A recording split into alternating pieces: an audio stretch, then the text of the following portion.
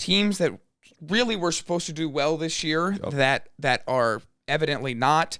And first, one of the first two teams, the St. Louis Cardinals, do you think that they will buy or do you think they will sell at the trade deadline? I believe they're going to be sellers. I think there's been a couple of rumors within the sports world that kind of indicates that they will probably be sellers, but the pitching hasn't been good this year, and I don't see that changing anyway. And I think it's going to be hard for the Cardinals to win games. You might as well move some pieces. You've got some good young players, especially Jordan Walker, obviously. Might as well get a few more good prospects. I think Goldschmidt is a guy that you would move on from. Arenado's kind of a tougher decision for me. I mean, I'm a little biased here. I think they trade everybody personally and stay in last place, but I think at least Goldschmidt is a guy, and maybe a couple of their starters as well, to see what they can get for them. But I think they're sellers. I think, because initially going into this topic, I'm thinking they're going to sell. Goldschmidt's going to get traded. Arenado's going to say, well, shit, dude, you're trading everyone. I don't want to be here anymore. And you're just going to have to rely on your young guys, Jordan Walker, Gorman, whatever. But I'm looking at it, and you look at the Cincinnati Reds, our Cincinnati Reds. When they play teams with a winning record, they're 20-21 this season. Mm-hmm. The Milwaukee Brewers, those are your two top teams in the division right now. The Milwaukee Brewers are bottom 10 in the league in batting average, slugging percentage, and on base percentage. I think that they could just maybe run this team the second half, say, let's make a run at it. They're 11 back. I mean, that's a few win streaks away from making a run. We know how the Cardinals like to do things. The lineup's not been getting it done. The pitching staff outside of Jordan Montgomery's not been getting it done. Could they trade Goldschmidt and all these guys and just try and load up on the young core? Sure. You look at the Cincinnati Reds and what they're doing with their young core. I mean, that's a team you're going to have to compete with for a really long time. But I could also see them just running this team back, firing Marmol in the offseason, and just trying to build upon this team in free agency. And I could even see them going and get an arm or another bat during the trade deadline. Yeah, I think it's obviously still a good team. They're just very much underperforming. They're in the right, if they want to try and make a run for it, they're in the right division to do it. And as you said, we know how the Cardinals can get in the second half.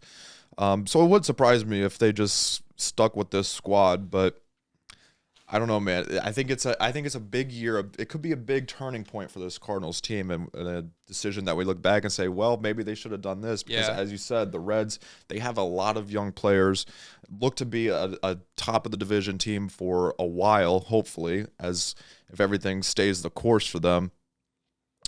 So could set them back a couple of years if they decide.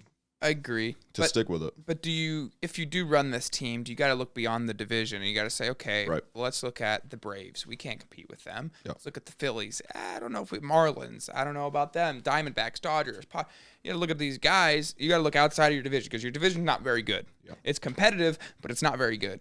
And so I think, you can do all this work to make the playoffs and then miss out on all these prospects that you could have gotten just to barely make the playoffs and lose in the first round. So I think they should sell, but I don't know if they will. I don't know if they'll buy or sell. I think they will genuinely just run this team the rest of the year. Yeah, I could definitely see it happening. And they had their expectations at the beginning of the year. They probably still have those expectations right now.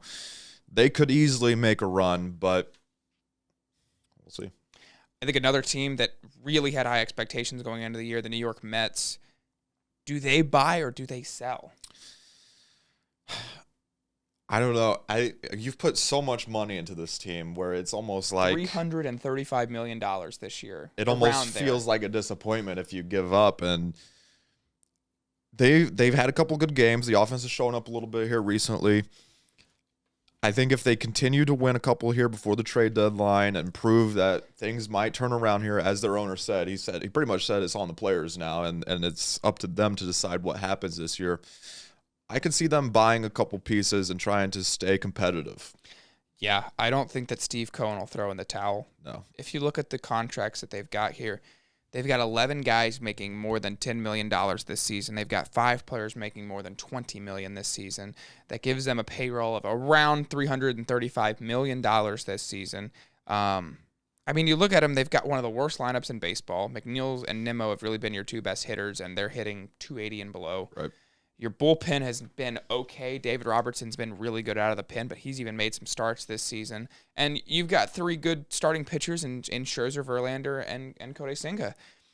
You're in a really tough division, though. You already had to beat out the Braves and the Phillies. Now, all of a sudden, the Marlins are really, really good, and they're in second place. So now you have three teams to beat out. I don't know if they're not going to catch the Braves. I don't think that'll ever happen. I don't know if anyone in that division will catch the Braves. You're fighting for a wild card spot now on a $340 million payroll. I mean, I know they're going to buy because I just know how Cohen is. But I don't know. I don't know what you can buy. There's only so much money in the world. Right. And, I mean, I don't know. They're going to buy, and I still don't think it definitely won't be enough. They'll be hard-pressed to still make the playoffs, and they're going to be in a very sticky situation here for the next offseason or two to try and figure out how to make this thing work. Yeah. You're really – because, I mean, Nimmo, his contract's going to be up, I think, around $20 million next season. Yeah. So you get your contracts are just going to go up, man. So I think that they're going to just continue to buy because it's Steve Cohen, and he likes to spend money. Got to work eventually. If you spend enough money, you'll win enough games. I think that's what Cohen looks at.